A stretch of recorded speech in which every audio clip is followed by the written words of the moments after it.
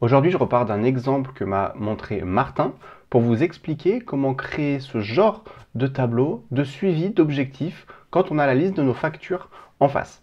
Regardez, ici j'ai la liste de mes factures avec le montant, la date et j'ai 3 produits différents. Donc ça peut être n'importe quoi, hein, ces 3 produits. Et de ces factures, je récupère ici le mois avec cette fonction nom propre texte. Donc je transforme cette date en mois, donc je récupère le mois, et je mets ça en nom propre pour avoir la majuscule. À côté, j'ai un tableau d'objectifs. Mois par mois, je vais fixer un objectif produit par produit. Donc ici, j'ai une ligne par facture, et ici, j'ai une ligne par mois et une colonne par produit. Et donc l'idée, c'est d'utiliser ces deux tableaux pour créer les graphiques de droite. Donc je les ai fait en graphique, on pourrait très bien les faire en tableau croisé dynamique. Ces graphiques, ils sont filtrés par des segments, et donc je peux suivre mois par mois la différence entre l'objectif et le réalisé. Donc je vous montre étape par étape comment est-ce qu'on va pouvoir faire ça. Donc j'ai ici le même fichier avec uniquement les deux tableaux, et l'idée c'est de reconstruire tout ça pour pouvoir faire les graphiques. Alors on va devoir passer par Power Query parce qu'on a deux tableaux qui n'ont pas la même structure et on va devoir les fusionner ensemble. Donc c'est important d'avoir le fichier qui est bien sauvegardé parce qu'on va appeler Power Query pour lire ce propre fichier et donc il va lui-même se lire, donc il faut bien qu'il ait une version sauvegardée. Vous sauvegardez votre fichier et ensuite vous allez dans Données, Obtenir les données et là on a lancé l'éditeur Power Query. Je lance l'éditeur Power Query et je vais aller charger les deux tableaux qui sont dans mon fichier. Donc pour ça, à droite, je vais dans Nouvelle source, Fichier Excel, et je vais aller chercher mon fichier Excel suivi objectif. Je l'importe, et ici vous voyez que j'ai mes deux tableaux. Les tableaux, je les avais nommés facture et objectif. Donc c'est les deux tableaux de mon fichier. Je valide, il va les importer. Et donc maintenant, il va falloir que je commence à travailler dans ces tableaux. La première chose à faire, c'est que ce tableau d'objectifs, c'est un tableau qui est pivoté. J'ai une ligne par mois et une colonne par produit. Pour bien travailler correctement, il me faudrait une ligne pour janvier, produit A. Ensuite, une ligne pour janvier, produit B. Une ligne pour janvier, produit C. Puis après, pareil, février, produit A, etc., etc. Donc, il va falloir que je le dépivote. Pour ça, je vais faire un clic droit sur la première colonne qui, elle, n'est pas pivotée. J'ai une colonne pour les mois. Et je vais faire dépivoter les autres colonnes. Je dépivote les autres colonnes, comme ça, si jamais demain, j'ai un produit D qui apparaît dans mon tableau, il sera aussi dépivoté. Je vais pouvoir renommer mes colonnes. Donc, attribut, je vais mettre produit. Valeur, je vais pouvoir mettre objectif. Voilà, donc ici, j'ai ce tableau qui est OK. Le tableau des factures. Le tableau des factures, il va falloir que je le travaille un petit peu pour avoir la même chose, c'est-à-dire une ligne pour janvier, produit A, janvier, produit B. Là, je peux avoir plusieurs lignes pour janvier, produit A parce que j'ai plusieurs factures et je suis ici à la granularité de la date. Donc pour ça, il va falloir que je groupe mes valeurs par mois et par produit. Ici, je vais cliquer sur regrouper par. Je vais aller sur un regroupement avancé parce que j'ai plusieurs clés de regroupement. Donc je vais le regrouper par mois et par produit. Et dans ma table, ce que je veux faire, c'est que je veux faire la somme du montant. Donc je vais l'appeler montant et je vais faire la somme du montant. Je valide. Et je me retrouve avec une table avec le mois, le produit et le montant. Je retourne dans mes objectifs. Ce qui peut être intéressant dans cette table, c'est d'avoir une colonne qui va me permettre d'avoir le numéro du mois. Parce que le mois, ici, il est en texte. Et donc, si vous la mettez dans un tableau croisé dynamique ou dans un graphique, Par défaut, l'ordre va être un ordre alphabétique. Donc moi, ce que je vous propose, c'est qu'on va créer une nouvelle colonne avec une date fictive, par exemple le 1er janvier, le 1er février, le 1er mars, etc. Et de cette colonne fictive, on va récupérer le numéro du mois. Je vais ajouter une colonne et je vais ajouter une colonne personnalisée. Cette colonne, je vais l'appeler date temp et je vais générer une date à partir d'un texte. Rappelez-vous, le mois est en texte. Donc je tape date et là, regardez, vous avez plein d'éléments, dont ici date from text. Mon texte, je vais mettre par exemple 01 espace ou 01 peut-être slash. Je vais coller le mois et je vais coller slash 2021 parce que les dates des factures ici sont en 2021. Bon, peu importe. Je ferme la parenthèse, aucune erreur de syntaxe, je valide. Et là, vous voyez qu'il me met une date qui correspond à ce que j'ai demandé. Alors, il ne l'a pas mis en format date, moi je vais le mettre en format date. Comme ça, je vais pouvoir travailler sur cette date. Et notamment ici, dans ajouter une colonne, j'ai date, mois, et je peux récupérer le mois. Et vous voyez que ici, c'est un mois en valeur. Cette date, j'en ai plus besoin, je peux faire un clic droit, supprimer. Le mois, je peux faire mois, numéro, je valide. Et il y a une dernière chose qu'on pourrait faire, on le fera de l'autre côté, je vous montrerai du coup une autre chose qu'on peut faire avec Power Pivot.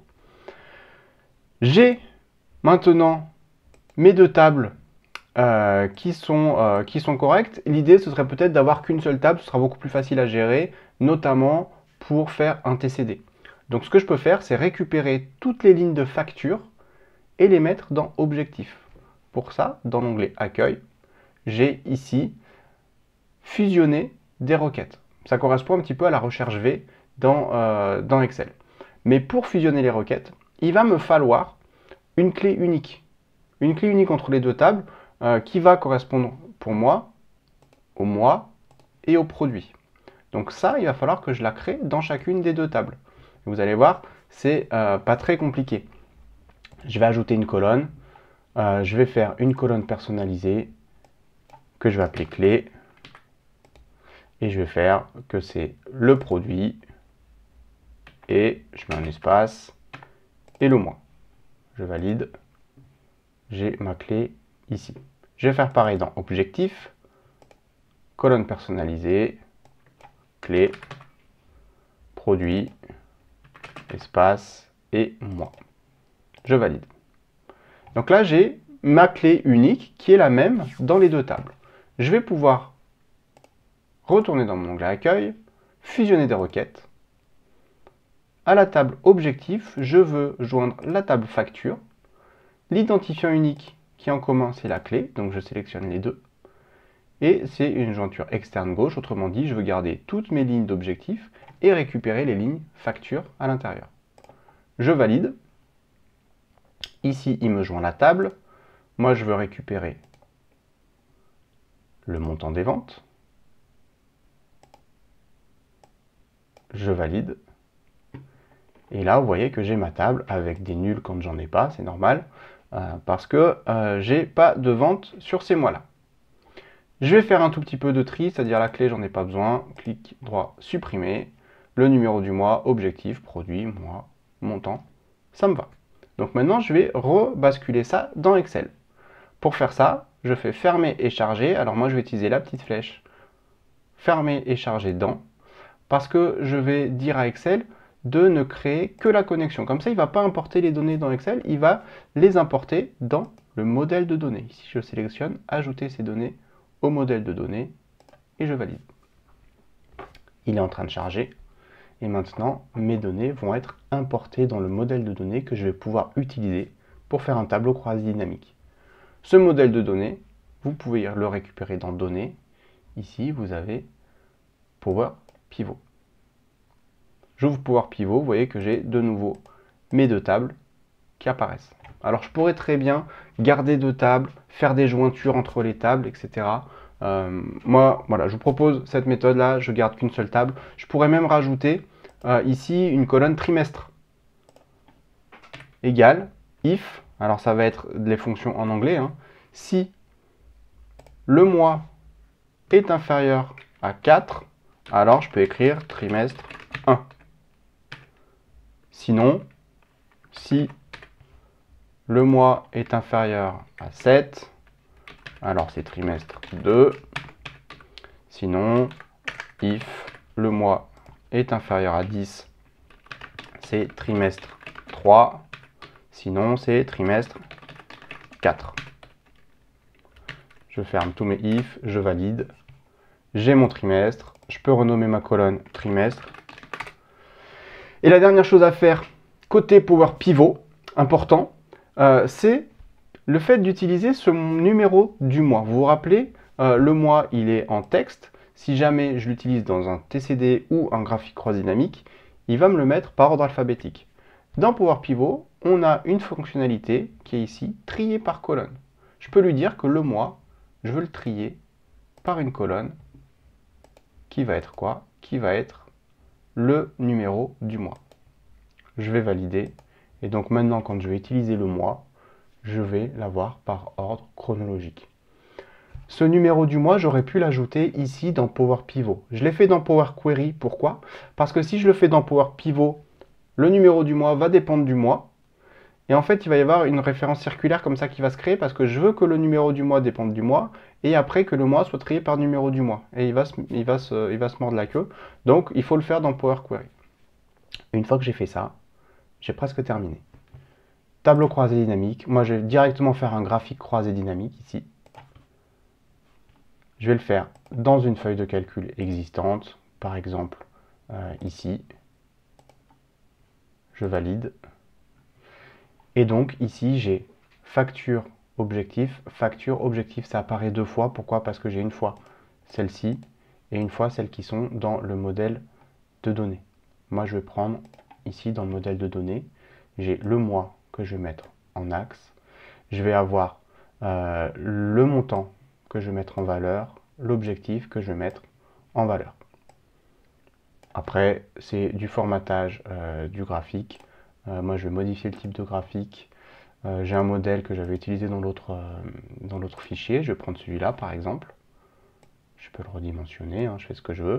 Je peux refaire la même chose pour avoir les trimestres. Hein. Regardez, je retourne dans mon modèle de données. Je refais un graphique croisé dynamique. Ici, je vais le mettre en dessous. Et je vais faire pareil, sauf que je vais utiliser le trimestre plutôt que le mois. Trimestre, montant, objectif. Je fais modifier le type de graphique. Je sélectionne le type de graphique que j'ai enregistré. Et donc, j'ai mes deux graphiques. Maintenant, l'idée, c'était de les connecter à un segment pour pouvoir le filtrer par produit. Bah, ça, c'est très simple. Je sélectionne mon graphique, analyse des graphiques pivotants, insérer un segment. Mon segment, il va concerner les produits. Je valide. Je peux le mettre en haut si j'ai envie, sur 3 colonnes par exemple. Je vais changer les paramètres pour ne pas afficher l'entête. Voilà, je le mets comme ça. Ce segment, maintenant je vais vérifier à quoi est-ce qu'il est connecté.